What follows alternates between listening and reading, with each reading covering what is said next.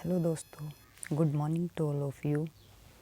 आज का हमारा मेन टॉपिक है 12th फिजिक्स क्लास का। देखो भाई, हमारा टॉपिक है व्हीटस्टोन ब्रिज, यानी कि व्हीटस्टोन ब्रिज जो है वो किसने दिया और इसके अंदर क्या कुछ होता है। तो व्हीटस्टोन ब्रिज का जो मेन है एक सर्किट है भाई। अगर वो सर्किट आपको समझ में आ जाता है तो ये मान लो आपको व्हीटस्टोन ब्रिज बिल्कुल अच्छे से आ गया। और अगर वो सर्किट ही आपको समझ में नहीं आया तो कुछ भी समझ में नहीं आया, क्योंकि इसमें जो मेन है वो सर्किट है। कि सर्किट को समझना ज़रूरी है, थ्योरी और कंस्ट्रक्शन अपनी आप बन जाएगी। तो व्हीटस्टोन ब्रिज क्या है, देखो। CF Wheatstone prepared special circuit. जो सीएफ व्हीटस्टोन है उसने एक सर्किट प्रिपेयर किया, यानी कि एक सर्किट, एक डायग्राम है जिसमें से इलेक्ट्रिसिटी पास करवा रहे हैं, वो सर्किट इन्हें तैयार किया। क्या क्या चीज़ यूज की इसमें, यूजिंग 4 रेजिस्टेंस। 4 रेजिस्टेंस मीन्स हम यहाँ ले लेते हैं कि इन्होंने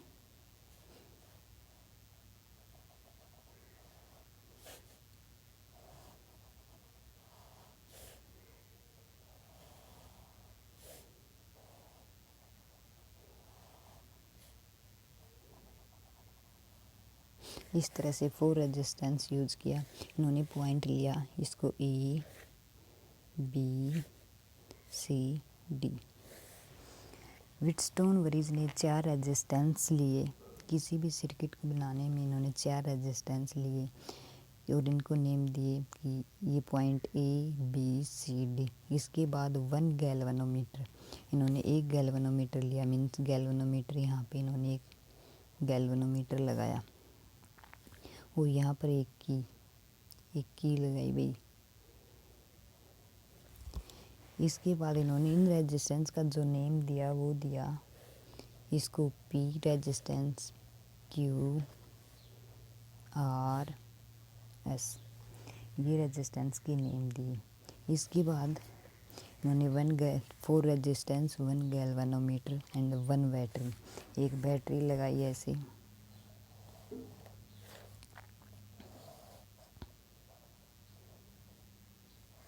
इसके बाद एक की, और यहाँ से इलेक्ट्रिसिटी यानी कि करंट जो है वो पास करवाया। 1 गैल्वेनोमीटर, 1 बैटरी एंड 2 की लगाई। 2 की मीन्स एक, इसको की 1 की ले लेते हैं, एक की 2 की ये रही। इन्होंने 2 की का यूज़ किया, एक गैल्वेनोमीटर का यूज़ किया, 4 रेजिस्टेंस का यूज़ किया, ये इसका कंप्लीट सर्किट बना। और सर्किट में से इन्होंने इलेक्ट्रिसिटी कैसे पास करवाई अब वो करेंगे। तो इन्होंने क्या किया, यहाँ से करंट आई फ्लो करवाया, करंट आई, यानी कि इस पॉइंट से करंट आई फ्लो करवाया इन्होंने। तो यहाँ से करंट ऐसे ऐसे ऐसे ऐसे ऐसे ऐसे मूव करता हुआ यहीं पर आ गया। मीन्स इन्होंने करंट जो इलेक्ट्रिसिटी पास करवाई वो ऐसे इस डायरेक्शन में मूव करवाई। इसके बाद ये जो यहाँ से ए जंक्शन है, यानी कि किरचॉफ लॉ पे किया था ना कि जंक्शन जो है वो कोई भी 2 पॉइंट भी मिलते हों उसी को बोलते हैं जंक्शन। तो एक जिस पार्ट में डिवाइड हो गया करंट और एक इस साइड से डिवाइड हो गया, यहाँ से करंट पास हुआ वो तो इस साइड ऐसे गया, लेकिन यहाँ से करंट पास से ऐसे ऐसे ऐसे और फिर इस तरह से हमारा जो करंट है वो पास हो गया। इसके बाद इन्होंने एक बात बताई कि जो करंट है, जो आई करंट है, अगर इस 2 डिवाइड पार्ट में डिवाइड होगा तो हमने इसको ले लिया I1 करंट, इसको I2 करंट। इतना समझ में आया। इसको I1 करंट नेम दे दिया, इसको I2 नेम दे दिया। इसके बाद ये करंट इस तरह से पास होता हुआ यहाँ पर भी ये जंक्शन बी बन गया। बी जंक्शन कैसे, एक करंट की डायरेक्शन इस साइड और एक इस साइड, यानी कि जो करंट है वो बी पॉइंट से 2 पार्ट में फिर से डिवाइड हो गया, इस साइड गैल्वेनोमीटर में और इस साइड। इसके बाद हमने इसका जो नेम दे दिया वो दे दिया कि जो हमारा I1 करंट है वो पास क्या किस में हुआ कि I1 में तो हुआ और इस साइड भी गया I1 में और इसमें, यानी कि इसमें माइनस का IG, I1 माइनस IG, ये हमारी क्यू की वैल्यू निकलेगी भाई। करंट जो क्यू में से करंट पास हुआ वो निकला I1 माइनस I यानी कि इसमें से ये वाला। इसके बाद ऐसे ही I2 में से जो करंट पास हुआ वो I2 यहाँ से, और डी जंक्शन में सिर्फ इस साइड ही करंट गया, इस साइड करंट, क्योंकि इस साइड से तो ऊपर से करंट आ रहा था, अगर यहाँ से होता तो ये करंट डिफ्लेक्ट हो जाता। क्या हो जाता? डिफ्लेक्ट। तो हमारी जो करंट की डायरेक्शन है वो यहाँ से सीधी ऐसे, तो I2 प्लस IG, यहाँ पर ये प्लस हो गया और ये माइनस हो गया। इतना सर्किट समझ में आया? यही था मेन सर्किट। इसके बाद व्हीटस्टोन ब्रिज ने क्या बताया कि जो पॉइंट बी है वो पॉइंट डी के अगर इक्वल होता है तो IG जो है वो IG में से कोई भी का जो करंट होगा वो 0 होगा। मीन्स अगर 5 इसमें से 5 वोल्ट करंट पास हो रहा है और इसमें से भी 5 वोल्ट ही पास हो रहा है, तो ये दोनों वोल्ट पोटेंशियल B का और पोटेंशियल D का इक्वल है। मीन्स IG हमारा 0 है। इसके बाद इन्होंने क्या कहा, इन्होंने एक लॉ लगाया लूप किरचॉफ्स का, Kirchhoff's loop law. Kirchhoff's loop law लगाए, इस कलर से लिख लेते हैं। किरचॉफ्स लूप लॉ लगाया, कैसे कैसे यूज़ किया इन्होंने? एक सर्किट ली, इन्होंने कहा जो हमारा करंट है वो point A B D A, यानी कि जो हमारा करंट है वो ऐसे फ्लो हो रहा है यहाँ से यहाँ। तो हमने ले ली ए बी डी ए, हमने एक लूप लिया ए बी डी ए। इसमें से करंट कैसे फ्लो हुआ वो लिखना है। तो देखो भाई, जो हमारा करंट ए से बी पर गया, मीन्स इसकी जो डायरेक्शन है वो इस साइड है, मीन्स ये पॉजिटिव। इसको ले लिया हमने I1P। इसमें से जो करंट पास हुआ वो था I1P करंट। इसके बाद ये इस साइड आया, इस साइड से आने के बाद ये जो लूप जो इसका करंट है वो इस साइड, यानी कि जो करंट की डायरेक्शन वो तो इस साइड है इसकी, लेकिन ये जो करंट हम लूप में मूव करवाएंगे ए बी डी ए से, तो ये इसकी डायरेक्शन अपोजिट होगी भाई, ऐसे अपोजिट होगी। मीन्स ये नेगेटिव, माइनस I2R, यानी कि इसमें से जो करंट फ्लो करेगा वो I1P minus I2R। Minus means इसकी जो डायरेक्शन है वो अपोजिट, इसलिए नेगेटिव का निशान लगेगा। तो हमने यहाँ से इक्वेशन फर्स्ट निकाल ली भाई, इक्वेशन फर्स्ट निकाल ली। इसके बाद हम इसको लिख सकते हैं कि I1P is equal to I2R। अगर हम I1 अपॉन I2 की वैल्यू अगर निकालते हैं तो वो हमारे पास हो जाएगी R अपॉन P। ये हमारी equation second, R upon P। इतना बात समझ में आया? इसके बाद एक सेकंड लूप और लिया। सेकंड लूप में इन्होंने ये बताया कि हमने ये वाला सर्किट तो ले लिया, अब हमने सर्किट लेना है BCDB, यानी कि इसमें से जो करंट है वो किस तरह से पास हुआ। तो इसमें से जो लेंगे हम लेंगे BCDB, यानी कि ये वाला लूप लेना है BCDB,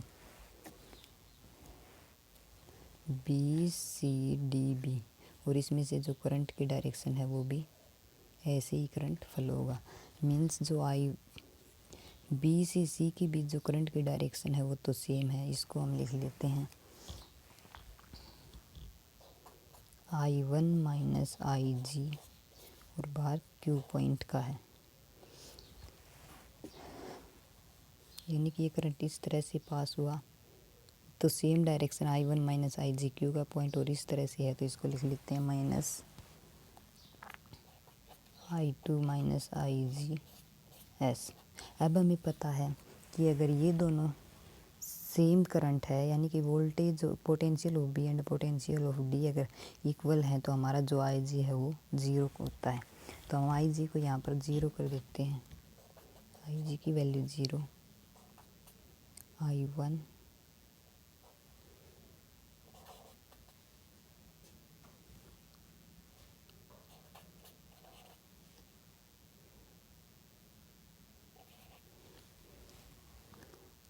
जो यहाँ से वैल्यू आएगी I1/I2 होगा S/Q।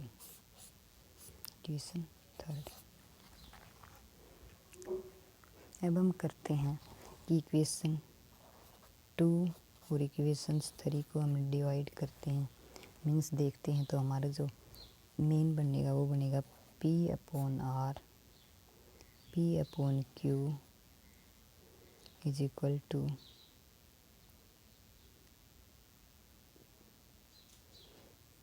R/S। अगर हम इसको इक्वेट करते हैं तो ये बनेगा P/Q, मीन्स ये दोनों इक्वल हैं तो P/Q R/S, यानी कि इसकी डिवाइड में ये वैल्यू, इसकी डिवाइड में ये वैल्यू। इस तरह से हमारा जो सर्किट बनेगा और जो इक्वेशन बनेगी P/Q एंड R/S, इस तरह से हमारा कंप्लीट ये बनता है। इसके बाद इन्होंने कंडीशन दी। कंडीशन क्या दी भाई? इन्होंने ये कंडीशन दी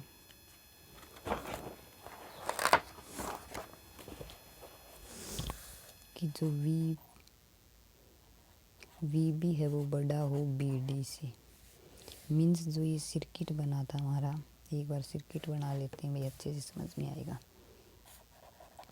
रफली ऐसे ही सर्किट बना देती हूँ मैं। ये गैल्वेनोमीटर की लगी,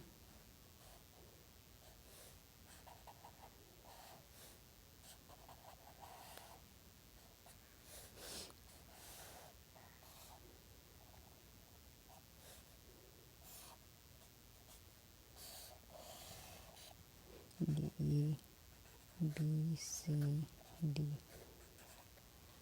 PQRS। इसको पॉजिटिव नहीं थी, करंट की डायरेक्शन थी इस साइड। ये हमने एक बार रफली डायग्राम बनाया था कि समझ में आए। इन्होंने एक कंडीशन थी, वो एक कंडीशन ये दी कि जो VB है, जो पोटेंशियल ऑफ B है, वो पोटेंशियल ऑफ D से ज़्यादा है। मीन्स अगर पॉइंट B पर अगर जो करंट है वो 10 वोल्ट का अगर पास हो रहा है और इसमें से 5 वोल्ट का, मीन्स ये कंडीशन होगी कि VB ज़्यादा है VD से। तो ये कैसे होगा? इसके लिए इन्होंने कहा कि अगर इसमें से हम करंट ज़्यादा फ्लो करेंगे तो करंट इसमें से कम फ्लो करेगा। तो इन्होंने ये कहा कि जो A है, VA है, वो BB, यानी कि VA माइनस VB, इसमें से A में से B और A में से D निकालना है। तो ये होगा VA minus VB is equal to VA minus VD। ये कंडीशन अगर है, लेकिन हमारी तो कंडीशन है कि VB है वो ज़्यादा, मीन्स करंट इसमें से 10 वोल्ट का है, इसमें से 5 वोल्ट का है। तो इसका मतलब ये है कि जो VB है वो ग्रेटर है VD से। इस तरह से हमें निकालना है। अगर ऐसे ही दे दे कि सेकंड कंडीशन दे दे कि जो VB है वो इक्वल टू VD करना है हमें, यानी कि जो पोटेंशियल B में भी 10 वोल्ट का है और D में भी 10 वोल्ट का है, तब ये कंडीशन बैलेंस हो जाएगी, मीन्स इक्वल हो जाएगी। तो इक्वल को करेंगे VA minus VB, VA minus VD। क्या करते हैं? VA minus VB, VA minus VD। और जो इसमें से जो करंट पास हुआ था वो I1 था, इसमें से हुआ था वो I2 था। तो हम ये लेते हैं I1 P is equal to I1R। तो हमारी जो इक्वेशन बनेगी वो बनेगी I1/I2 इज इक्वल टू हो जाएगी R/P, यानी कि वही सेम वाली हो जाएगी। तो ये सर्किट निकल आता हमारा कि P/Q एंड R/S। इसका जो मेन जो पार्ट है वो है कि P के अपॉन में Q और R के अपॉन में S होगा, तभी ये सर्किट बैलेंस होगा। ऐसे अगर कोई न्यूमेरिकल दे देता है भी, जैसे फॉर एग्जाम्पल हमने दिया कि जो हमारा R1 है, यानी कि इन्होंने R1 दे रखा है, ये वाला P पॉइंट है वो दे दिया, P पॉइंट को इन्होंने 4 दे दिया, और Q वाले पॉइंट को दे दिया कि रेजिस्टेंस आपको अननोन रेजिस्टेंस निकालना है, और R पॉइंट पर जो दिया वो दे दिया 6, और जो S पॉइंट है उस पर 9 रेजिस्टेंस दे दिया। ये वैल्यू दे दी। अगर हमने इसको कैलकुलेट करो भाई, तो कैसे कैलकुलेट करेंगे? मान लो ने ये वैल्यू दी 4, इसका R1 निकालना, ये दे दी 6 और ये दे दी 9, 4 R1 6 9। तो अगर ये कैलकुलेट करना हो तो ये कैलकुलेट होगा। हमें पता है P के अपॉन में Q आता है, मीन्स 4 के अपॉन में आएगा R1, और R अपॉन S होता है 6 के अपॉन में आएगा 9, इसके अपॉन में ये, इसके अपॉन में ये। अब हम इसकी R की वैल्यू अगर निकालेंगे R1 की, तो होगा 9 × 4/6, 3 से कट करेंगे 2, तो R1 की जो वैल्यू है वो आ गई 6। ये न्यूमेरिकल है। इसी तरह से अगर R2 की वैल्यू निकालनी दे दे कि नॉन वैल्यू R2 की निकालो, तो हम बाकी की इसके डिवाइड में, यानी कि P के अपॉन Q, R के अपॉन S, इस तरह से हम डिवाइड करके इनकी वैल्यूज़ पुटअप कर सकते हैं। तो मुझे उम्मीद है ये टॉपिक आपको अच्छे से समझ में आ गया होगा। अगर आपको ये टॉपिक समझ में आए तो वीडियो को लाइक, शेयर और चैनल को सब्सक्राइब ज़रूर करिए दोस्तों। Thank you so much.